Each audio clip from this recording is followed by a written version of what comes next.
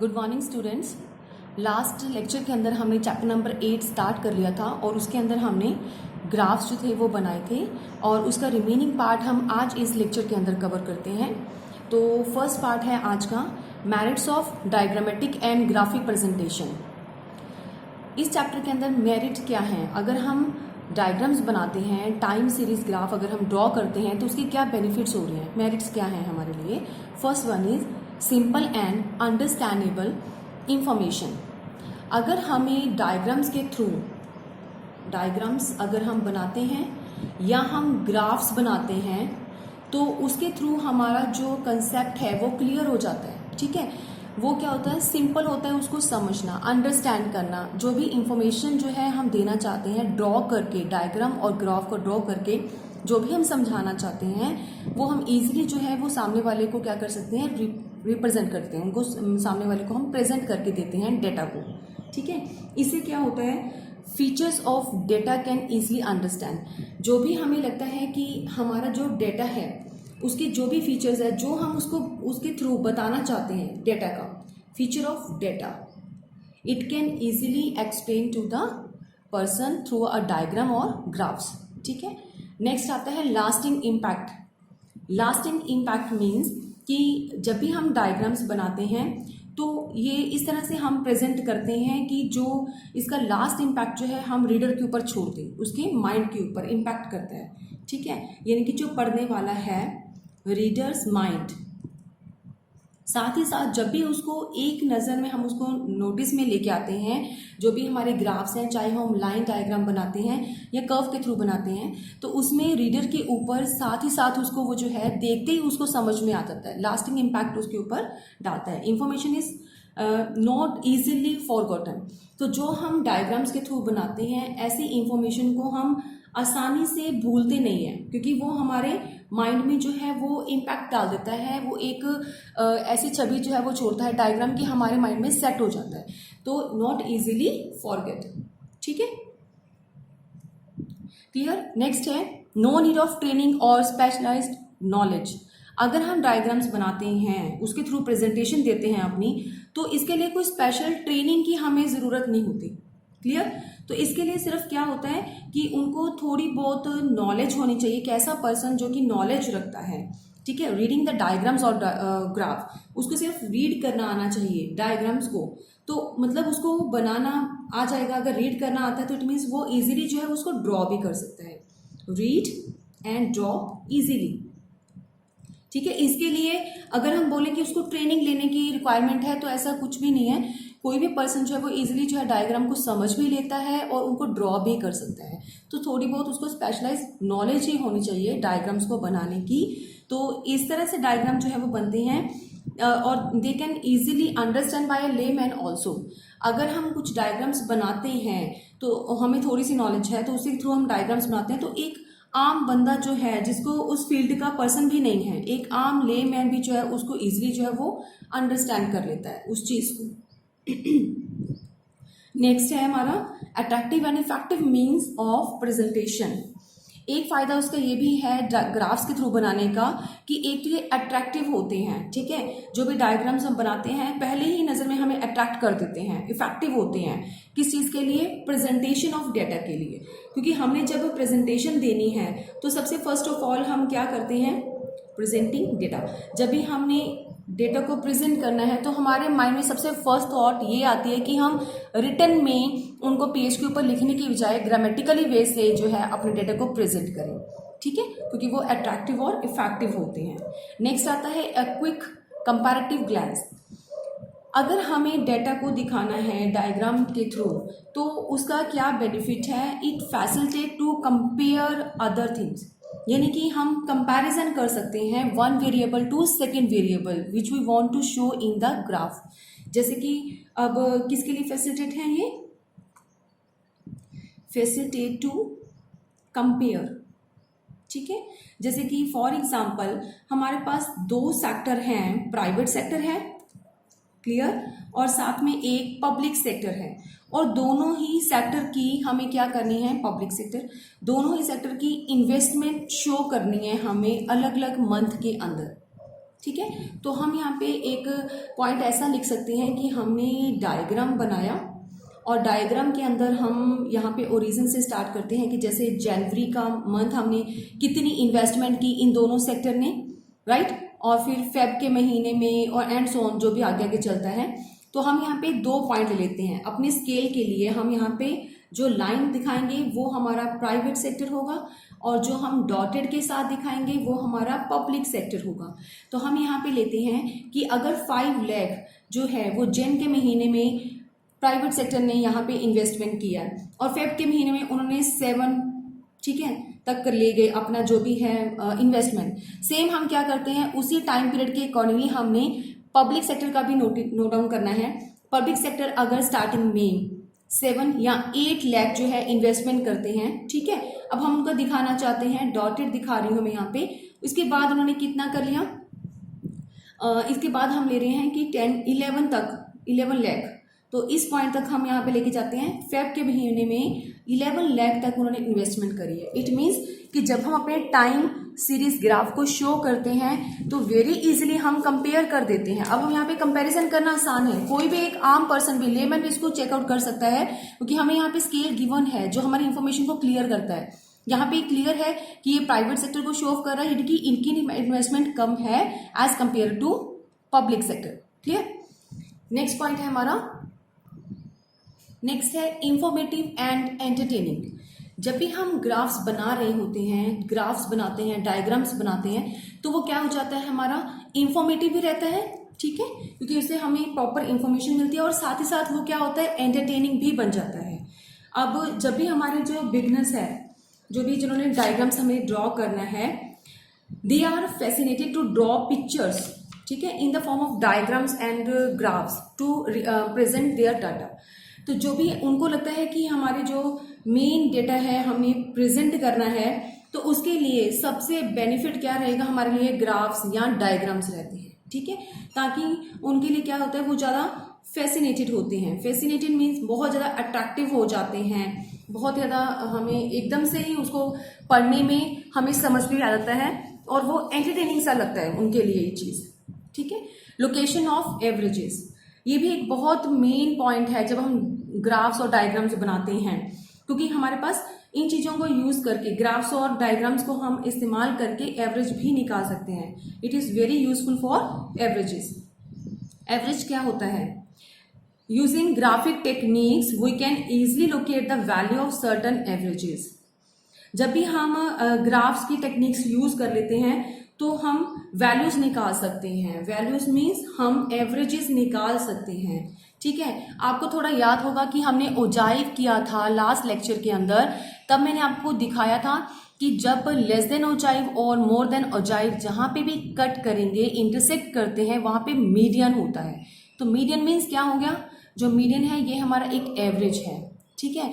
तो ये जो ग्राफ्स हैं ये किसी भी तरह की वैल्यू यानी कि उनकी एवरेज निकालने में इजी होते हैं, तभी हमारे लिए क्या होते हैं, ज़्यादा अट्रैक्टिव होते हैं। मोड की वैल्यू निकालनी है, मीडियन हमें निकालना है, या अदर कोई भी वैल्यूज हमें एवरेज निकालनी है, तो उसके लिए क्या होते हैं हमारे डायग्राम्स और ग्राफ्स बेनिफिट होते हैं।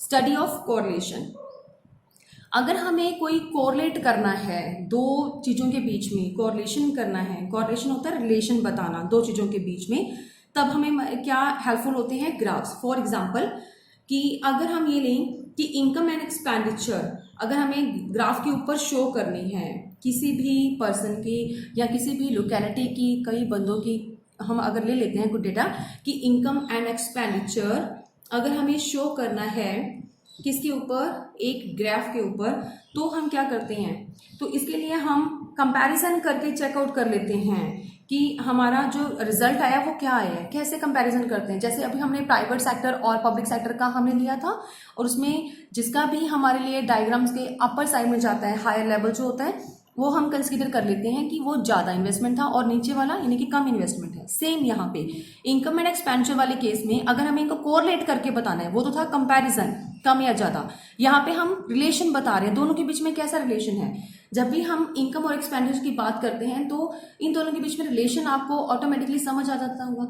जैसे कि इनकम है, जैसे जैसे पर्सन की इनकम इंक्रीज होती है, he want to spend more money, ठीक है, टू अचीव देयर वांट्स, तो इट मीन्स खर्चे भी बढ़ा देता है वो अपने, तो धीरे धीरे उसके जो खर्चे हैं, एक्सपेंडिचर हैं, वो भी बढ़ने शुरू हो जाते हैं। फिर से उसकी इनकम इंक्रीज हो जाती है, तो फिर से उसके एक्सपेंडिचर जो है वो बढ़ते जाते हैं। इन दोनों के बीच में कैसा रिलेशन है, यानी कि पॉजिटिव रिलेशन है। ये चीज इंक्रीज हुई तो ये भी इंक्रीज होती है। अगर इनकम कम हुई देन एक्सपेंडिचर भी क्या हो जाते हैं, हमारे डाउन हो जाते हैं। दोनों के बीच में पॉजिटिव रिलेशन है। क्लियर? तो जो हमारे ग्राफ्स हैं वो क्या दिखाते हैं, इन्हीं चीजों को हम कहते हैं कि high degree of positive correlation हमें चेकआउट करके बताते हैं। High degree of positive correlation, positive correlation हमें पता है दोनों के बीच में कैसा रिलेशन है, पॉजिटिव रिलेशन है। और हाई डिग्री का, हाई डिग्री मतलब थोड़ा बहुत इम्पैक्ट नहीं पड़ता, इनकम ज़्यादा बढ़ेगी तो बहुत ज़्यादा इम्पैक्ट हमारे एक्सपेंडिचर के ऊपर पड़ता है। क्लियर? नेक्स्ट है limitation of the diagrammatical and graph presentation. First है लिमिटेशन इसकी लिमिटेड यूज। ये जो हम टाइम सीरीज की बात करते हैं, एक तो ये टाइम सीरीज को कंसीडर करता है। क्लियर? तो इसके अकॉर्डिंगली डायग्राम्स की हेल्प हमें बहुत कम होती है। जहाँ पे टाइम को रखना है सिर्फ उन्हीं जगह के लिए हमें ये टाइम सीरीज ग्राफ जो है वो काम में आते हैं, अदरवाइज नहीं आते हैं। ठीक है? दूसरी, यहाँ पे हमें कंपैरिजन करना हो, अगर फर्स्ट तो अगर हम टाइम को नोटिस करते हैं तो उन चीज़ों के लिए ये काम में आते हैं, लिमिटेड यूज है। सेकेंड है कि जब हमें कंपैरिजन्स करना हो, तो जब कंपैरिजन्स की बात आती है तब ये डायग्राम्स हमें हेल्पफुल होते हैं, अदरवाइज ज़्यादातर हेल्पफुल नहीं होते हैं। सेकेंड पॉइंट है हमारा, ये थी इसका लिमिटेड यूज। और सेकेंड है मिस यूज। मिस यूज मतलब कि कई बार क्या होता है, जो डायग्राम्स हम बनाते हैं उसका मिस यूज, गलत इस्तेमाल हो जाता है। ठीक है? False projections of the statistical data, कि जब हम किसी भी डेटा को शो ऑफ करते हैं तो उसका रॉन्ग मतलब नतीजा लिया जाता है, उसका रॉन्ग यूज कर लिया जाता है। नॉर्मली इसका जो इस्तेमाल है, गलत इस्तेमाल जो होता है वो एडवर्टीजमेंट के अंदर ही किया जाता है। एडवर्टीजमेंट के अंदर मतलब कि ग्राफ को हम अलग तरीके से शो ऑफ कर देते हैं कि हमारी कंपनी का डाटा जो है वो ये दिखा रहा है। गलत हम उसको इस्तेमाल करने के लिए कई बारी रॉन्ग इंफॉर्मेशन दे के स्टैटिस्टिकल इंफॉर्मेशन हम लगा देते हैं ताकि सामने वाले को अट्रैक्ट करे। हमारी इंफॉर्मेशन जो है वो रॉन्ग है लेकिन हम शो ऑफ कर रहे हैं, किसके लिए? सिर्फ एडवर्टीजमेंट करवाने के लिए। तो कई बारी ग्राफ्स के थ्रू इंफॉर्मेशन हमारी रॉन्ग हो जाती है, यानी कि हम जानबूझ के वो चीज़ें मिस यूज कर लेते हैं। उसके बाद आता है ओनली प्रीलिमिनरी कंक्लूजन। इसका मतलब क्या हुआ कि जब हम ग्राफ्स के थ्रू इंफॉर्मेशन देना चाहते हैं, प्रेजेंटेशन करते हैं, तो नॉर्मली क्या होता है कि हमारे पास उसका फाइनल कंक्लूजन नहीं मिलता है। देखते हैं जब हम ग्राफ को, तो ज़रूरी नहीं है कि हमें उसकी इंफॉर्मेशन, अदर इंफॉर्मेशन लेने की रिक्वायरमेंट ही नहीं लगती। ऐसा नहीं है, ग्राफ्स कई बारी हमें सिर्फ शो करते हैं लेकिन एंड रिजल्ट हमें नहीं देते हैं। तो एंड रिजल्ट के लिए हमें डिटेल इंफॉर्मेशन की जो है रिक्वायरमेंट रहती है। ठीक है? तो इसीलिए हम यहाँ पे लेते हैं कि इसकी लिमिटेशन ये है कि सिर्फ प्रीलिमिनरी कंक्लूजन्स ही बताते हैं। प्रीलिमिनरी होता है बिल्कुल स्टार्टिंग, हम देखते हैं उसको थोड़ा सा समझ लेते हैं, यानी कि हमें पूरा एंड रिजल्ट नहीं मिलता। ठीक है? एक बार हमने पकड़ लिया कि ये चीज़ इन्वेस्टमेंट बढ़ रही है तो ठीक है, लेकिन इन्वेस्टमेंट यहाँ कम हो रही है तो उसको और कैसे बढ़ाएं, यानी कि एंड रिजल्ट हमें नहीं मिलता, वो जस्ट एक अधूरी इंफॉर्मेशन हमें पास आउट होती है। ठीक है? तो ये थे हमारे टाइम सीरीज ग्राफ जो हमने चैप्टर किया था स्टार्ट, उसका लिमिटेशंस और उसके मेरिट्स। इसी के साथ हमारा जो चैप्टर है वो क्लोज हो जाता है। नेक्स्ट चैप्टर की हम बेसिक कंसेप्ट आज स्टार्ट करते हैं। नेक्स्ट है टॉपिक हमारा चैप्टर नंबर 9। अब तक हमने जितने भी चैप्टर्स रीड किए थे वो हमारे सिर्फ थ्योरेटिकल पोर्शन था। अब हमारा प्रैक्टिकल पोर्शन जो है वो चैप्टर नंबर 9 से स्टार्ट हो रहा है। ठीक है? तो आज हम थ्योरेटिकल वे से इसको स्टडी करेंगे, कल से हमारा जो है वो प्रैक्टिकल पार्ट स्टार्ट हो जाएगा नेक्स्ट लेक्चर के अंदर। मेजर्स ऑफ सेंट्रल टेंडेंसी हमारे चैप्टर का नेम है। तो हमारे चैप्टर के नेम के अकॉर्डिंगली पहले हमें समझना है कि सेंट्रल टेंडेंसी का मतलब क्या होता है। अभी तक हमने जो बात करी है प्रैक्टिकल से पहले, तो थ्योरेटिकल के अंदर हमने यही चीज़ सीखा है कि हम पहले किसी भी डेटा को कलेक्ट करते हैं, ऑर्गेनाइज करते हैं, उसको अच्छे से रिप्रेजेंट करते हैं, राइट, चाहे वो किसी भी फॉर्म के अंदर हो, टेक्सचुअल फॉर्म में या ग्राफिकली फॉर्म में। तो अब हम करते हैं कि जो हमारे पास इंफॉर्मेशन है, जो भी किसी भी चीज़ की हम सीरीज, कोई भी सीरीज हम ले रहे हैं, कोई भी डेटा हम ले रहे हैं, तो उसको हम क्या करते हैं, रिप्रेजेंट, उसका कोई चूज कर लेते हैं, किसी भी वैल्यू को रिप्रेजेंट करता है वो कैसे। सेंट्रल टेंडेंसी का मतलब a central tendency refers to a central value और representative value of the statistical series. जो भी डाटा हमने कलेक्ट किया वो सीरीज हमारे पास है, उस सीरीज को किसी भी एक वैल्यू के द्वारा जब हम रिप्रेजेंट कर देते हैं, पूरी की पूरी सीरीज को वो रिप्रेजेंट कर देता है सिंपल एक वैल्यू, ठीक है, उसी को हम क्या बोलते हैं, सेंटर वैल्यू। इसके नाम से हमें पता चलता है, सेंटर मतलब जो बीच में होगी, जैसे यहाँ से लेके यहाँ तक हम कुछ नंबर्स लिख देते हैं, वो पूरी सीरीज हमारे पास अवेलेबल होगी, उसका जो सेंटर पॉइंट होगा उसको हम वैल्यू को उठाते हैं तो वो क्या हो जाती है, सेंटर वैल्यू। अभी हम रफली से एक एग्जांपल के तौर पे मैं लिखती हूँ कि सपोज कर लो हमारे पास कुछ ऐसे बच्चे हैं जिनके हमने क्लास में मार्क्स नोट किए। मेरे पास 5 स्टूडेंट हैं या 10 स्टूडेंट हैं, 5 स्टूडेंट हैं तो उनके मार्क्स मैं लेती हूँ, किसी टेस्ट में उनके नंबर आए हैं तो एक बच्चे के फर्स्ट के जो था उसके 1 नंबर आया है, एक बच्चे के, और दूसरा जो बच्चा है उसके 2 मार्क्स आए हैं, तीसरे बच्चे के 3 नंबर आए हैं, और फोर्थ बच्चे के 4 मार्क्स आए हैं, और फिफ्थ एंड सो ऑन, ठीक है। तो मैं यहाँ पे क्या लेती हूँ, ये मेरी सीरीज मैंने कलेक्ट की है, एक टेस्ट के अंदर मैंने मार्क्स जो है वो नोट किए हैं 5 बच्चों के, तो 1 2 3 4 5 मार्क्स उनके आए हैं आउट ऑफ 5। अब मुझे यहाँ पे क्या करना है, इस सीरीज का सेंटर वैल्यू ढूंढनी है, तो मेरे अकॉर्डिंगली सेंटर वैल्यू क्या है, ये तो 3 मैंने क्या मेजर कर लिया, सेंटर वैल्यू। तो यहाँ पे जो सेंटर वैल्यू है ये क्या दिखाता है, ये सेंटर वैल्यू सिर्फ ये शो करता है, सेंटर वैल्यू कि ये क्या कहलाता है, मीन, यानी कि एवरेज शो करता है। एवरेज मतलब कि अगर मैं ये बताऊं कि 5 के 5 बच्चों का अगर मैंने रिकॉर्ड रखा है मार्क्स का, तो अगर मुझे किसी को शो ऑफ करना है, प्रेजेंट करना है, तो मैं ये बोलती हूँ कि 5 बच्चों के जो मार्क्स हैं नियर अबाउट 3 हैं, ठीक है, क्योंकि मैंने तीनों 5 के 5 नंबरों के बिहाफ के ऊपर एक वैल्यू को रिप्रेजेंट किया है और वो वैल्यू है मेरी कौन सी, 3। इसी को हम सेंटर वैल्यू कहते हैं, इसी को रिप्रेजेंटेटिव वैल्यू कहते हैं। क्यों, क्योंकि ये सारी की सारी सीरीज को रिप्रेजेंट कर रही है, ठीक है। तो हम सिंपल ये कह देते हैं, एवरेज निकाल के हमने सिंपल ये बोल दिया कि जो हमारे पास जितने भी स्टूडेंट्स हैं 5 बच्चे, उन सबका जो रिजल्ट है टेस्ट के अंदर वो नियर अबाउट कितना है, 3। तो वैल्यू क्या हमने दिखा दी, 3 को हम क्या बोलते हैं, एवरेज, कि हमने एवरेज बता दिया। और कुछ बच्चे 3 से ऊपर भी होंगे और कुछ बच्चे 3 से नीचे भी होंगे, क्योंकि हमने क्या ले लिया, कॉमन सा पॉइंट ले लिया, सेंटर वैल्यू ले ली जो 3 के आसपास है। क्लियर, इसको बोलते हैं सेंट्रल टेंडेंसी। अब चैप्टर का नेम क्या है हमारा, सेंट्रल टेंडेंसी को मेजर करना। मेजर कैसे किया जाएगा, सेंट्रल टेंडेंसी को मेजर करते हैं हम कि उसके डिफरेंट मेथड्स को लेके, मेजर्स मतलब मेथड्स, कि जो मेथड्स हम अप्लाई करेंगे सेंट्रल टेंडेंसी को, सेंट्रल वैल्यू को फाइंड आउट करने के लिए, उसी को हम बोलते हैं मेजर्स ऑफ सेंट्रल टेंडेंसी। इस चैप्टर के अंदर हम मेथड्स को रीड करेंगे, कैसे कैसे हम किसी भी सीरीज की रिप्रेजेंटेड वैल्यू को फाइंड आउट करते हैं, ठीक है।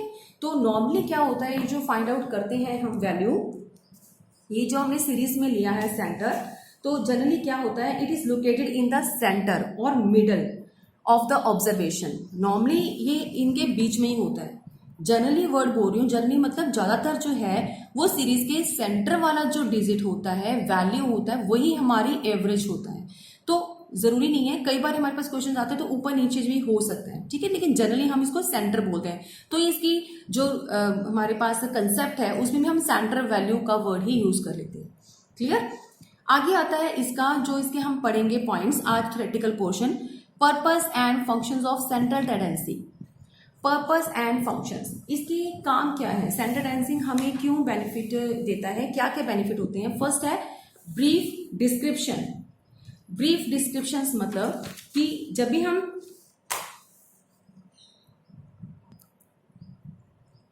मीन्स की ब्रीफ डिस्क्रिप्शन मीन्स कि जब भी हम सीरीज लेते हैं, कोई भी सीरीज लेते हैं, तो उस सीरीज के अंदर हम कोई भी एक सेंटर वैल्यू को चूज कर लेते हैं, ठीक है।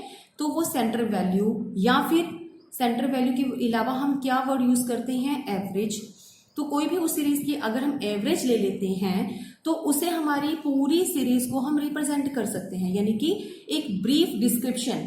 हमने सिंपल इतना बता दिया कि अगर हमारे पास 5 स्टूडेंट हैं और 5 स्टूडेंट का हमने वेट जो है वो चेक किया है, किसी का 50 kg है, ठीक है, तो किसी का 55 52 kg है, और किसी का 55 kg है, राइट।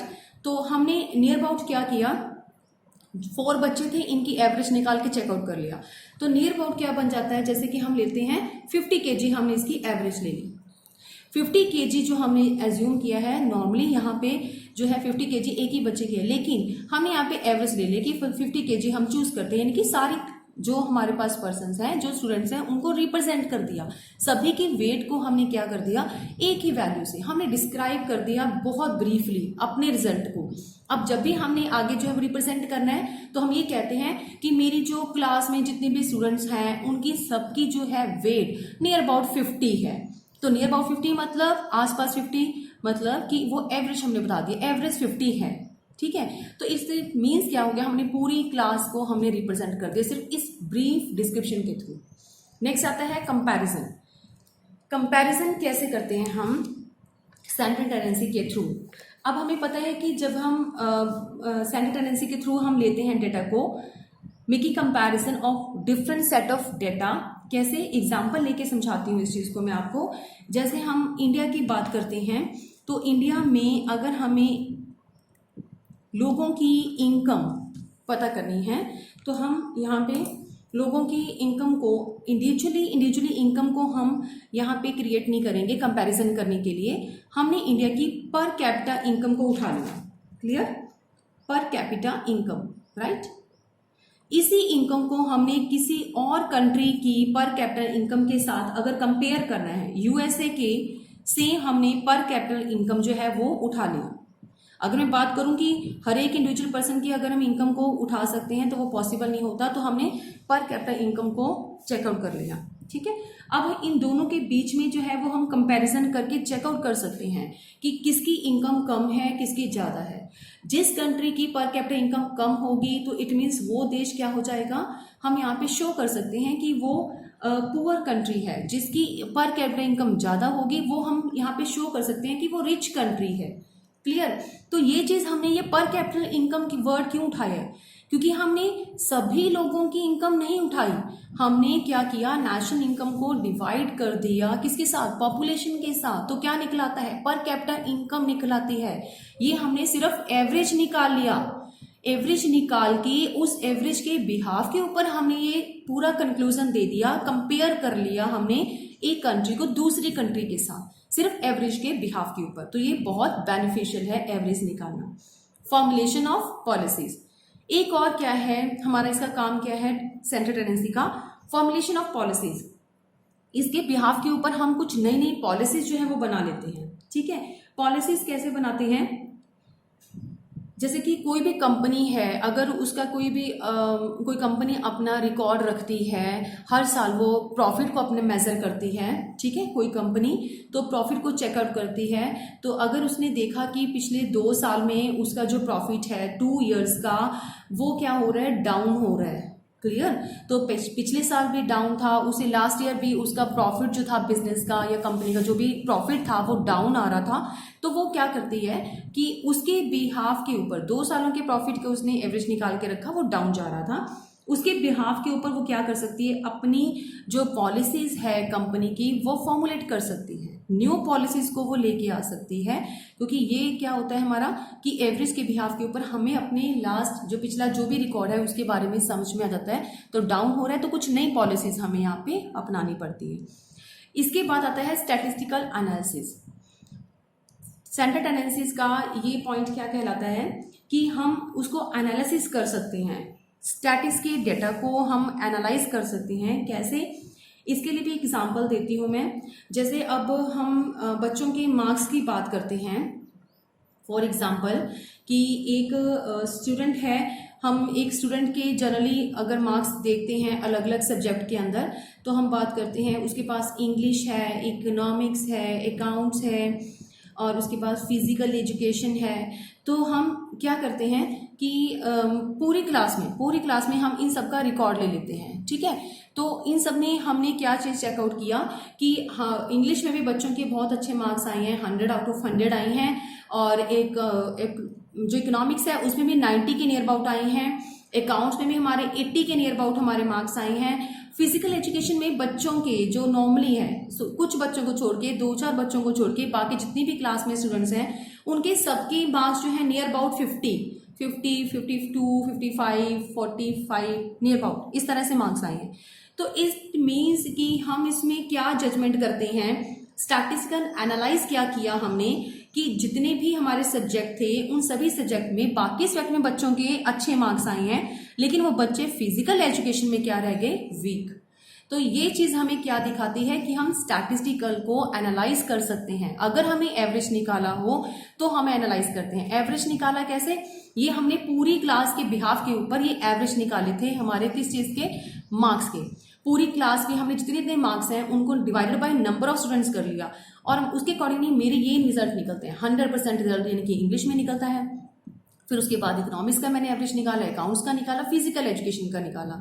तो इन सब की एवरेज निकाल के मुझे ये समझ में आया कि ये 50 ही रह गया। तो इट मीन्स कि पूरी क्लास के मार्क्स जो हैं वो कम ही हैं। तो वीक कौन से सब्जेक्ट में है मेरी क्लास, फिजिकल एजुकेशन में। तो ये हो गया एनालिसिस करना। One value for all, next point है इसका। ये हमने पहले भी डिस्कस कर लिया कि जब हम एक वैल्यू को लेते हैं फॉर ऑल सीरीज, यानी कि पूरी सीरीज के बिहाफ के ऊपर अगर हम एक वैल्यू को रिप्रेजेंट करते हैं तो वो जो हम रिप्रेजेंट कर रहे हैं वही एक सिंगल वैल्यू है और वही क्या कहलाती है, सिंगल वैल्यू, वन वैल्यू कहलाती है, राइट। और उसी वन वैल्यू के बिहाफ के ऊपर हमारा क्या आ जाता है, पूरा का पूरा रिजल्ट हम बता देते हैं। ठीक है, ये थे इसके पर्पस कि हम क्यों बनाते हैं स्टैंडर्ड टेंडेंसी। ये हमारे बेनिफिट्स हैं, हमें ये काम कहाँ काम आता है, स्टैंडर्ड टेंडेंसी की एवरेजेस निकालना। इसके बाद टॉपिक है हमारा essential of a good average. अगर हम चाहते हैं कि हमें एक गुड एवरेज यानी कि एक अच्छा जो है सेंटर वैल्यू मिले तो उसके लिए हमें क्या क्या पॉइंट्स को ध्यान में रखना है। First, clear and stable definition.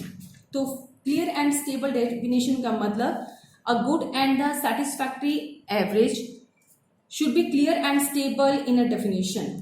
यानी कि एक तो हमारा जो एवरेज है वो स्टेबल होना चाहिए, क्लियर। ऐसा नहीं है कि हम उसमें कुछ चेंजेस नहीं कर सकते।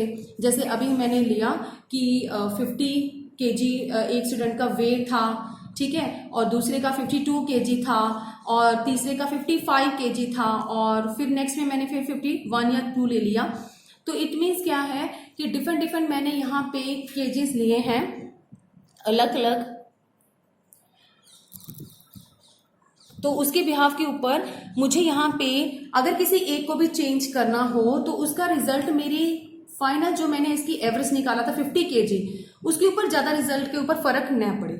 ठीक है, तो एक तो रिजिड मतलब होना चाहिए कि जितना भी है वो एग्जैक्टली उसके ऊपर ज्यादा मतलब फर्क नहीं पड़ेगा, पॉइंट्स का ही फर्क पड़ेगा, क्योंकि अगर मैं सीरीज के अंदर कुछ भी चेंजेस करती हूँ तो इसलिए जो हमारा कंसेप्ट है वो क्लियर और स्टेबल होना चाहिए। क्लियर। उसके बाद आता है रिप्रेजेंटेशन, सेकेंड पॉइंट है इसका। तो फर्स्ट में हम पहले क्या कर रहे थे, रिप्रेजेंटेशन। सेकंड पॉइंट में जाने से पहले मैं यहाँ पे फिर से एक बार लिख दूं कि एक तो स्टेबिलिटी इसके अंदर होनी चाहिए। ठीक है, जो भी आपका एवरेज निकलता है वो स्टेबल होना चाहिए, बार बार आप उसके अंदर चेंजेस नहीं करेंगे, यानी कि पूरा रिजिड होना चाहिए, रिजिडिटी उसके अंदर होनी चाहिए।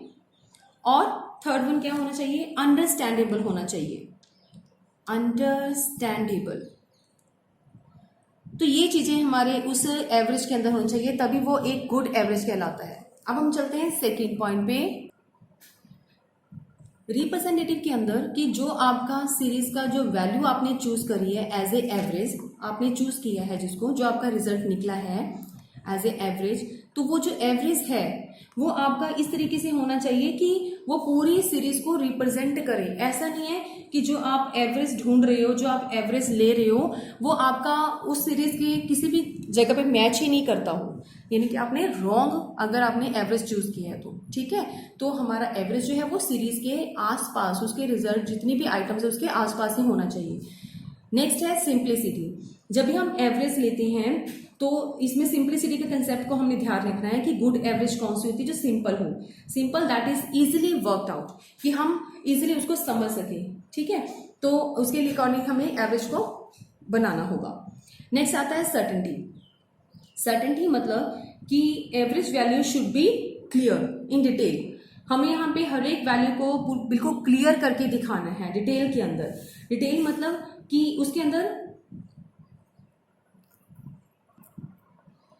सर्टेनिटी को हम इस तरह से बोल सकते हैं कि जैसे हम कोई भी सीरीज में आइटम्स लेते हैं ना, जैसे हमने वेट की ही बात करी या मार्क्स की बात करी, तो 52 kg अगर एक बच्चे का वेट है, एक का हमारे पास 55 kg है, हम ये एग्जांपल ले रहे हैं, तो इसमें सर्टेन होना चाहिए कि उसका वेट इतना ही है। क्लियर?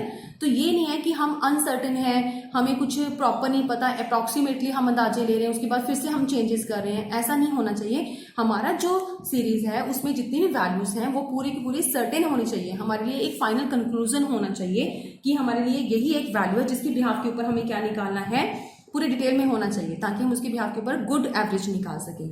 आगे आता है एब्सोल्यूट नंबर। एब्सोल्यूट नंबर की जो हमारा एवरेज है वो एब्सोल्यूट नंबर में होना चाहिए, यानी कि एक परफेक्ट नंबर होना चाहिए, पूरा कंप्लीट नंबर होना चाहिए जिसको बोलते हैं। ये हमारे लिए डेसिमल्स में फॉर्म में नहीं होना चाहिए अगर आप गुड एवरेज निकालना चाहते हो तो, ठीक है। एक तो डेसिमल में नहीं होना चाहिए, अगर हम फ्रैक्शंस में कई बार निकालते हो तो फ्रैक्शंस में भी नहीं होना चाहिए। तो इस तरह से हमने एवरेज नहीं लेना। एक एवरेज गुड एवरेज तभी होता है अगर हम उसको एक कंप्लीट नंबर में लेते हैं। तो least effect of the change in the sample, ये कंसेप्ट हमने पहले भी एग्जांपल लेके मैंने आपको बताया है फर्स्ट पॉइंट में कि अगर हमारे पास डिफरेंट हमारे पास वेट हम लेते हैं पर्सन्स के या स्टूडेंट्स के अपनी क्लास के अंदर, तो उसमें हम अगर किसी में भी कुछ चेंजेस करना चाहते हैं तो उसका इम्पैक्ट हमारे रिजल्ट के ऊपर ज़्यादा नहीं पड़े। Least effect of change in the sample, तो जितने भी हमने सैंपल के बिहाफ के ऊपर एवरेज वैल्यू निकाली वो थी 50 kg, तो अगर हम किसी एक को चेंज भी करते हैं तो वो बहुत ज़्यादा इफेक्ट हमारे एवरेज के ऊपर यानी कि रिजल्ट के ऊपर ना पड़े, ठीक है। Algebraic treatment, algebraic treatment means कि a good average should be capable of further mathematical और एल्जेब्रिक ट्रीटमेंट। अगर हमें कुछ मैथमेटिकल ट्रीटमेंट करनी है तो उसके लिए भी हमें क्या होता है, ये एवरेज की रिक्वायरमेंट होती है। जैसे कि कोरिलेशन के लिए, तो अगर हमें कोरिलेशन करना है, दो चीज़ों के बीच में हम कोरिलेट करके बताते हैं, तो कोरिलेशन के लिए हमें क्या करना पड़ता है, इसी एवरेज की ज़रूरत पड़ती है, ठीक है। इसके अलावा और भी बहुत सारे जो अदर हमारे पास मैथमेटिकल टेक्निक्स हैं या एल्जेब्रिक ट्रीटमेंट अगर हमने करने हैं तो कोरिलेशन की ज़रूरत पड़ती है, ठीक है। नेक्स्ट पॉइंट है, नेक्स्ट है topic types of statistical averages. Types क्या, यानी कि कितने तरह के हम स्टैटिस्टिकल एवरेज की बात करते हैं। दो तरह के स्टैटिस्टिकल एवरेज हैं। First one is mathematical average, second is positional averages. Statistical averages के अंदर क्या है, अर्थमेटिक मीन, ज्योमेट्रिक मीन्स और हार्मोनिक मीन्स। लेकिन अभी तक हमारे सिलेबस के अंदर एएम के अलावा जीएम और एचएम नहीं है, सिर्फ हमने अर्थमेटिक मीन को पढ़ना है। ये दो पार्ट हमारे सिलेबस का पार्ट नहीं है, ठीक है। अर्थमेटिक मीन के बेस के ऊपर हमारा ये पूरा चैप्टर जो है वो डिपेंड करता है। इसके अलावा क्या आता है, पोजिशनल एवरेजेस। पोजिशनल एवरेज में हम मीडियन निकालते हैं, पार्टीशन वैल्यूज निकालते हैं या फिर मोड। ये तीनों के तीनों चैप्टर्स हमारे नेक्स्ट वाले चैप्टर में आएंगे, ये सारी वैल्यूज निकालना, जिसका जो चैप्टर नंबर 10 है हमारा, उसके अंदर हम ये सारी की सारी वैल्यूज को फाइंड आउट करेंगे, जिसको हम पोजिशनल वैल्यूज कहते हैं, ठीक है। तो ये टाइप्स हैं दो तरह के। तो ये आपको कई बार 2 नंबर के हिसाब से आ जाता है कि टाइप्स कितने तरह के होते हैं, तो आपको बताना है 2 तरह के टाइप्स होते हैं। अगर आ जाए कि मैथमेटिकल एवरेजेस कितने तरह की होती है, वो 3 टाइप्स की हैं। पोजिशनल एवरेज कितने तरह की होती है, वो 3 टाइप के। इसलिए हम डिटेल में नहीं जा रहे ज़्यादा, क्योंकि ये सिर्फ 2 नंबर के हिसाब से हमें सिर्फ आता है। आगे जब चैप्टर्स आएगा तब हम इनको आगे कंटिन्यू करेंगे। जियोमेट्रिक और हार्मोनिक मीन्स हमारे सिलेबस में नहीं है, तो वो हम नहीं करते अभी। तो अर्थमेटिक मीन क्या होता है, इसकी सिर्फ हम डेफिनेशन कर रहे हैं अभी। Arithmetic mean is a simple average of all items in a series. The arithmetic mean of A series is simply called mean. Arithmetic mean क्या है, एक ऐसी एवरेज है of all item in the series. किसकी average है, जितनी भी items हमारे सीरीज में हैं, चाहे वो 5 है, 10 है, 15 है, 20 है, जितनी भी हम ले रहे हैं, पूरी क्लास ले रहे हैं, चाहे वो 40 है, ऑल आइटम्स, उसके बिहाफ के ऊपर जो हमारी एवरेज निकलती है उसी को हम अर्थमेटिक मीन कहते हैं, ठीक है। The arithmetic mean of A series is simply called mean. उसको हम सिंपली मीन भी कहते हैं। अब मीन का एक फॉर्मूला है, बेसिक फॉर्मूला, जो आपने पहले भी किया हुआ है। मीन कैसे निकालते हैं? नंबर ऑफ आइटम्स को हम प्लस कर लेते हैं, sum of total items in a series and divided by number of observation. तो जितनी भी आइटम्स हैं x1 x2 and so on nth item तक जितनी भी हैं सबको हम प्लस करते हैं और अगर n से डिवाइड करते हैं तो हमारा मीन निकलता है। मीन निकालने का जो साइन है वो क्या है? x के ऊपर अगर हम बार लगाते हैं तो दैट इज कॉल्ड मीन। ठीक है, इसको हम एवरेज भी कहते हैं, मीन भी कहते हैं, ये हमारा मीन है। तो ये हमारा फॉर्मूला है, इसको हम समीशन x अपॉन n भी कहते हैं। तो आज के लिए सिर्फ इतना ही हम टॉपिक करते हैं, नेक्स्ट वाला हम नेक्स्ट वीडियो में करेंगे।